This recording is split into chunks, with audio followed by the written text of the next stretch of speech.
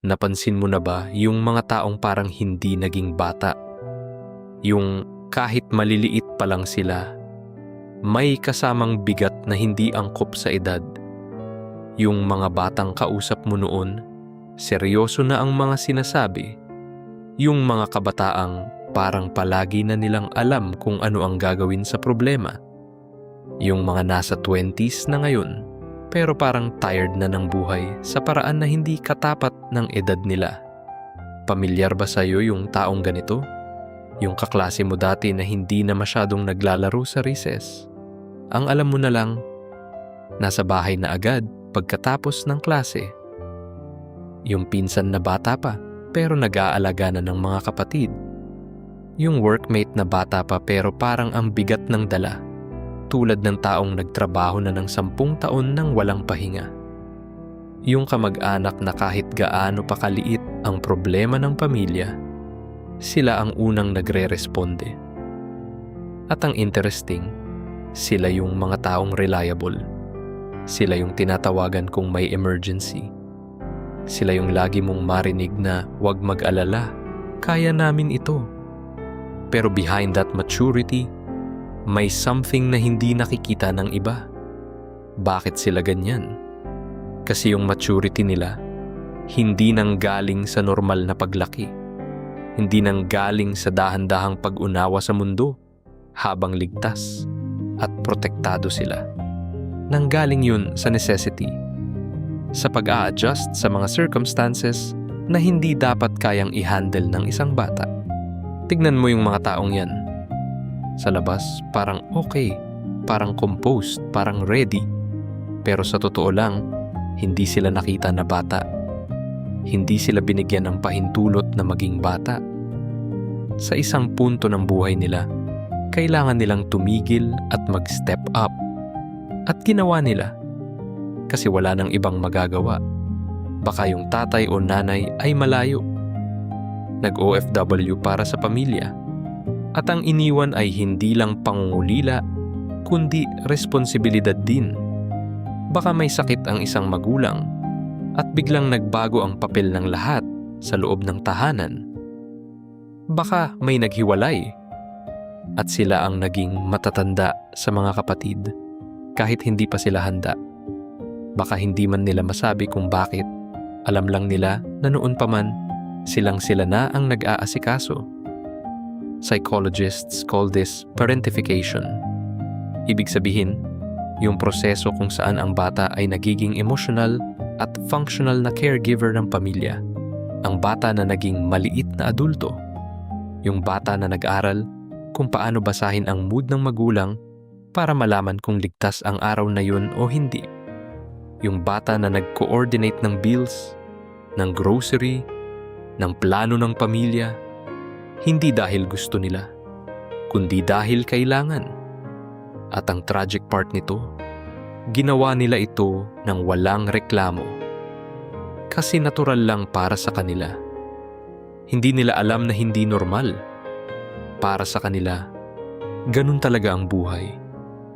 Ganun talaga ang paglaki. Imagine mo yung batang ganyan, 6 o 7 taong gulang, pero nag-check na kung may bigas pa. 10 taong gulang, pero alam na kung kailan darating ang remittance mula sa tatay o nanay sa ibang bansa.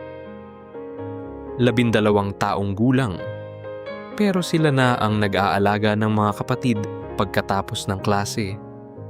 Hindi nagbabasa ng comics, hindi nanonood ng cartoons, nag-aasikaso na ng responsibilidad. At habang lumalaki sila, nakuha nila yung skills. Natutunan nilang mag-function sa chaos. Natutunan nilang maging matatag kahit gumuguho ang paligid. Natutunan nilang maging okay kahit hindi okay. Pero may ibang bagay na nawala sa kanila. Yung childhood na sana nila dapat natikman. Yung karapatang maging irresponsible sa maayos na paraan. Yung normal ng lahat ng bata. Yung karapatang hindi alam ang lahat. Yung karapatang maging helpless minsan at alam na may adulto na aayos. Sa kanila, wala nun. Sila na ang adulto. Sila na ang mag-aayos. At dito pumapasok yung mas malalim na psychological reality. Kasi yung bata na pinilit na maging adulto, hindi lang nag-skip ng childhood. Nag-learn sila ng specific na set ng beliefs tungkol sa mundo. Na ang mundo, mapanganib, at kailangang bantayan palagi. Na ang tao, maaasahan mo lang kung kaya mo silang alagaan. Na ang pag-ask ng tulong, weakness. Na ang rest, hindi deserved. Merit mo lang ang pahinga kung nagawa mo na ang lahat. At yung beliefs na yan, dala nila hanggang ngayon. Kahit malaki na sila, kahit kaya na nilang harapin ang mundo ng mag-isa. May term ang psychology para dito, hypervigilance.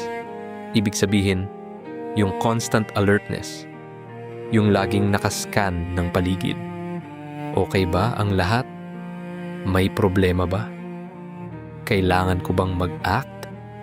Hindi ito simpleng anxiety. Ito ay trained response.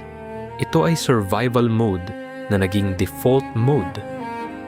Kaya kahit tahimik na ang mundo nila ngayon, madalas ay hindi sila fully makapag-relax.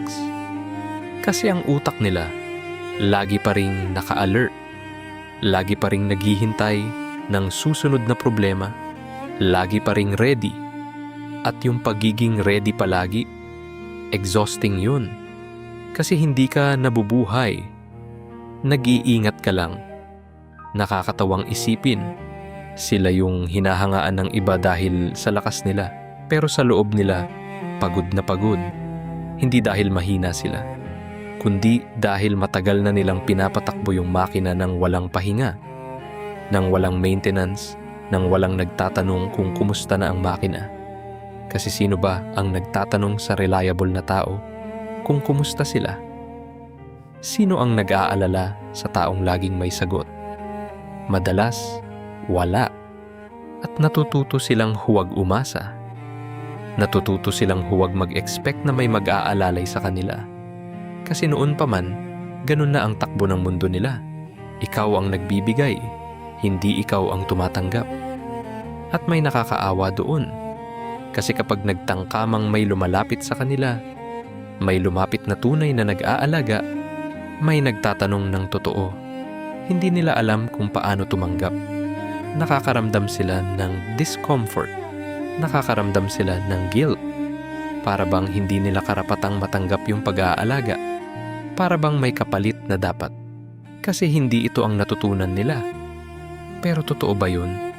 O isang bagay lang ito na natutunan? At lahat ng natutunan, posibleng matuto ng bago? Kasi ang katotohanan, ang mga taong lumaki ng maagang tumanda, hindi sila broken. Hindi sila mali.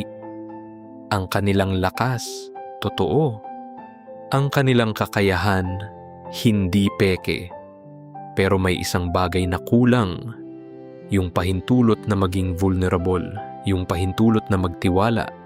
Yung pahintulot na hindi laging sila ang mag-aayos.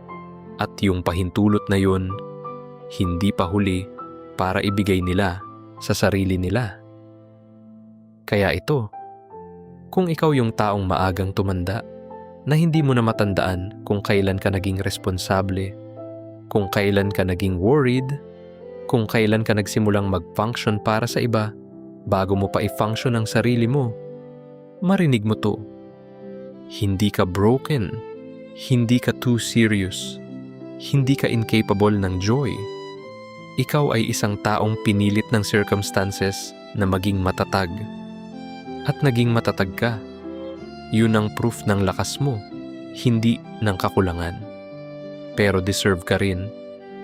Deserve kang magtanggap. Deserve kang maging hindi okay minsan. Deserve kang humingi ng tulong nang hindi nararamdamang nagkakasala. Hindi ka kailangang maging sandalang walang kailangan ng sandal. May mga sandali para sa paghinto. May mga sandali para sa pagtanggap. May mga sandali para sa pagiging bata pa, kahit malaki ka na, kahit parang tarde na. Kasi ang bahagi ng iyo na noon ay pinilit na lumago ng mabilis. Nandyan pa rin. Naghihintay. Hindi nawala. Kailangan lang niya ng pahintulot. Pahintulot na magpahinga. Pahintulot na magtiwala. Pahintulot na tanggapin yung pag-aalaga nang hindi nararamdamang may utang na loob. Kasi deserve mo yun. Hindi dahil perpekto ka. Hindi dahil ginawa mo na ang lahat. Kundi dahil tao ka. At ang tao kailangan ng isa't isa. At sana, yun ang maging sapat na simula. Kasi yun ay ikaw. At okay yun.